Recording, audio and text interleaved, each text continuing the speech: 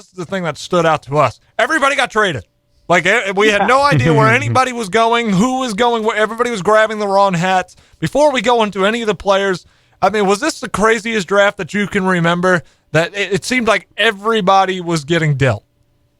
Yeah, it was. I think that had to be the craziest one. That had to be the most trades in draft history, right? I mean, unless you were following on Twitter, there's no way you could have known what was going on. And then all the insane stuff about it was like, how about DeAndre Hunter putting on a Lakers hat?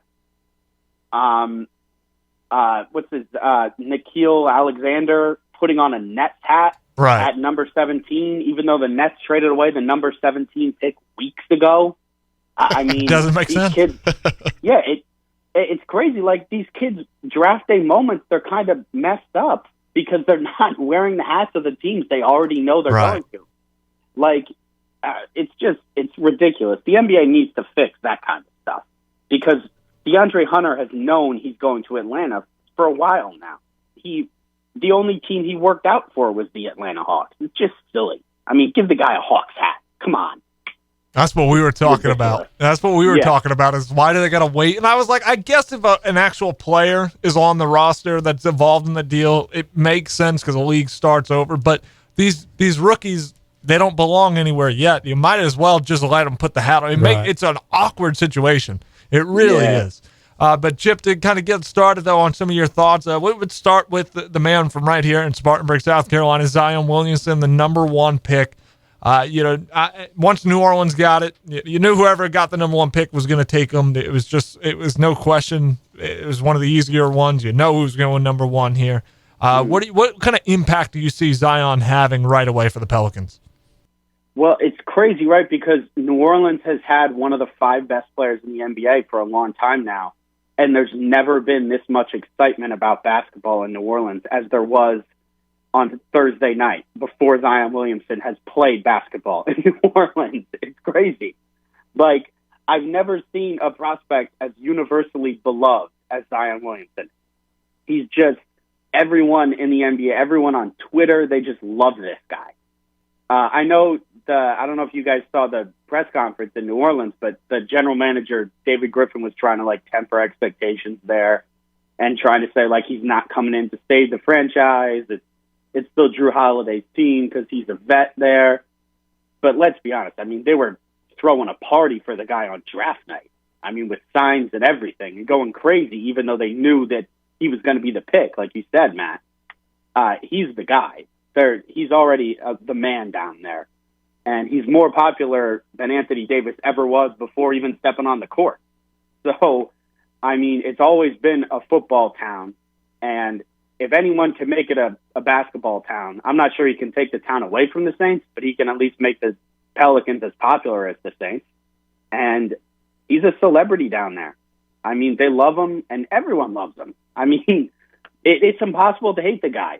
With the reaction, his crying after being drafted, he seems like a regular guy. He's so likable. I mean, and then you watch him play. He's so fun to watch. The Pelicans are going to be one of the most fun to watch teams in the NBA. And I mean, it's because of him and Lonzo Ball and Brandon Ingram and Josh Hart's fun. Josh Hart's even fun to watch. Right. I mean, the impact he has on the Pelicans immediately is, when they made that trade and they got Lonzo in that trade, I thought, man, Lonzo Ball and Zion Williamson, my God, that's going to be fun to watch. They run up and down the court. If Lonzo Ball can stay healthy, that's going to be a fun damn team. And they could win some games, too. Let's jump to the 3rd pick. I know you're right there outside of New York. The Knicks get Barrett. Probably their best draft pick in a while. I mean, they got the unicorn not too long ago. But what's the talk about Barrett and how he could possibly be the savior of the franchise and maybe help them attract some free agents? Yeah. I can't remember in my lifetime Knicks fans ever agreeing universally on a first-round draft pick. Ever. Matt, maybe you can remember one. I can't. I mean, they've always been split. And one thing that stuck out, I mean, everyone was talking about it. R.J. Barrett didn't get booed. I know it sounds trivial, but he didn't get booed. He got cheered on draft night as a Knicks draft pick. Everyone gets booed. We just didn't screw up. That's all I got to say. Yeah, we didn't screw up. Exactly. We didn't screw up. Everyone knew he was the guy to take for the Knicks, and they took him. Everyone knew they should take him, and they took him. I think he's going to be a stud.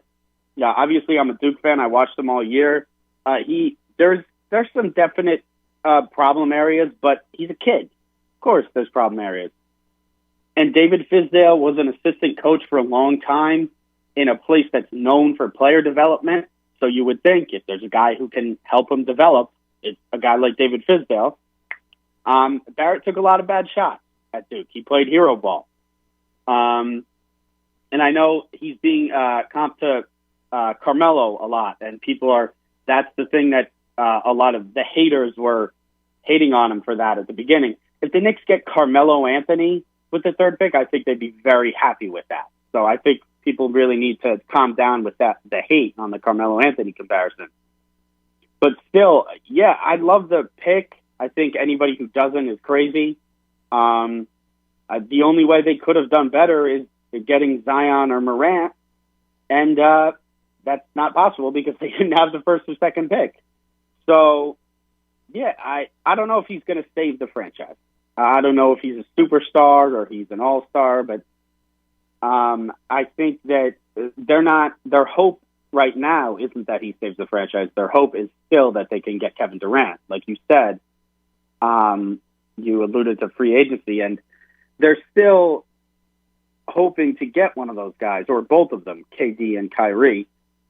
And I think that if they don't, they're also hopeful that building around RJ, at least in the short term, is something they can do and see how good he is. Because I think they also, regardless of what you think of Kevin Knox's performance last year, I think they also still have pretty high hopes from him.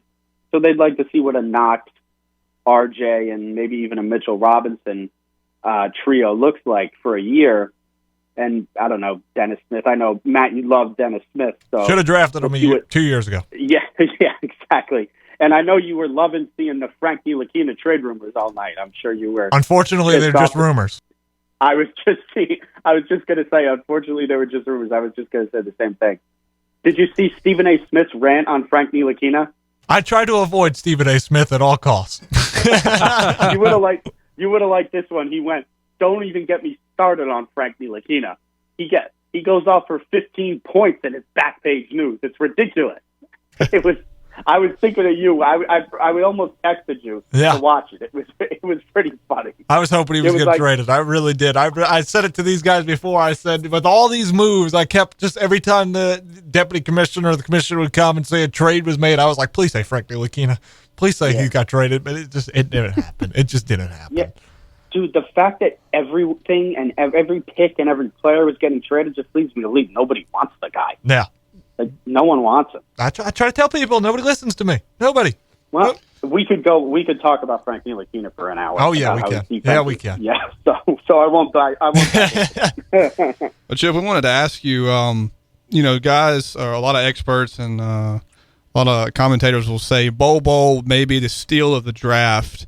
Going to the Nuggets, a 7'2" guy, Manute Bol's son. I love how they showed the highlight of his dad hitting 6 threes in a row against the Suns. But I wanted to see. I look at a guy like Carson Edwards, drafted by the 76ers, traded to the Celtics. It's a good pick for him. It's a great scorer, and we know what Brad Stevens can do with point guards. And he's losing Kyrie. He's losing Terry Rozier. And so Carson Edwards may step into a role where he gets to play a lot of minutes right off the bat as a rookie, and a guy who can score and a guy who can play. Who do you see as kind of the biggest steal of the draft or potential steal of the draft? I think you said it perfectly with Carson Edwards. He's going into a great situation. I think it's all about the situation that you're going into with the team that picks you. And I think right now, a guy, I know it sounds like a little East Coast bias for me, but considering I don't like the team, it shouldn't. And that's Nick Claxton, the kid out of Georgia that the Knicks picked. And at 31, they got him. He slipped there. And he was in the draft room. He's a shot-blocking big man. He's a 20-year-old sophomore. He averaged 2.5 blocks at Georgia last year. 13 points, 8.6 rebounds.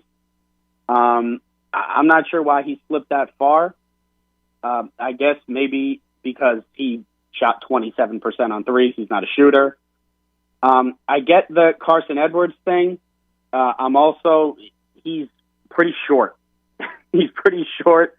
And I think he had one of the biggest body fat percentage or whatever at the combine. So he needs to lose some weight. I think the jury's out on that. But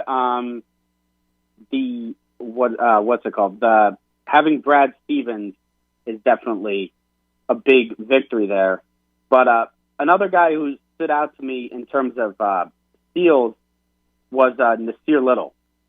I don't know if you guys saw that he slipped to the 25th pick with Portland. Yeah, that was crazy. I know he had an up and down year with North Carolina, but he was a 5-star recruit.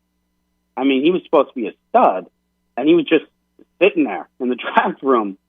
And like Bol, everyone was talking about Bol, but I mean, there was a lot of questions about Bol. We thought Nasir Little was going to be a lottery pick, or at least upper 20. And Bol, the whole Bol sliding made some sense. I mean, he had injuries. People were saying his interviews with teams went bad. They were questioning how much he cared about the game. He lied about his playing weight when he was at Oregon, and it turns out he wasn't 226 pounds. He was actually 208 pounds.